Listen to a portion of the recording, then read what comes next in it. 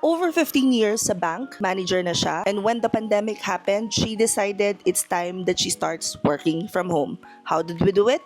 Watch this video. Hi, I'm Mary and I teach people how to start working and earning from home. Alam mo yung magdadrive ka ng over 2 hours para makapunta sa office tapos kagaya pa ngayon umuulan, bumabaha.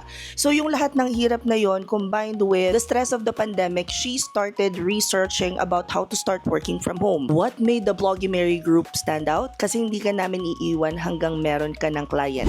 Let me just make sure na clear tayo dito ha. Hindi ka namin iiwan hanggang meron ka ng client but we are not going to apply for you. Gusto kong matutunan ninyo kung paano maghanap ng sarili ninyong client because that will make this business, the freelancing business, more sustainable. Let me walk you through our process. If you click the link in my bio or pumunta kayo sa Blue app, mag-comment kayo kung anong gusto nyong i-take dyan, you'll get a DM with a form kung paano maka-join. After joining, you will have the onboarding at sa onboarding pa lang tuturuan ka na namin ng lahat ng basics. Kasi it will be very hard for someone to transition without even understanding the industry. Habang nag-iintay ng kasunod na schedule na live class, you will also get access dun sa mga recordings. And during your live session, you guys will be able to connect with your classmates sa isang online class where you will learn all of the technical aspect nung gusto ninyong applyan na position. Dito madalas pumapasok yung mga aha moments ng mga mentees namin because what they do not realize is that even a simple data management could be a complex thing if hindi mo talaga alam yung step-by-step process.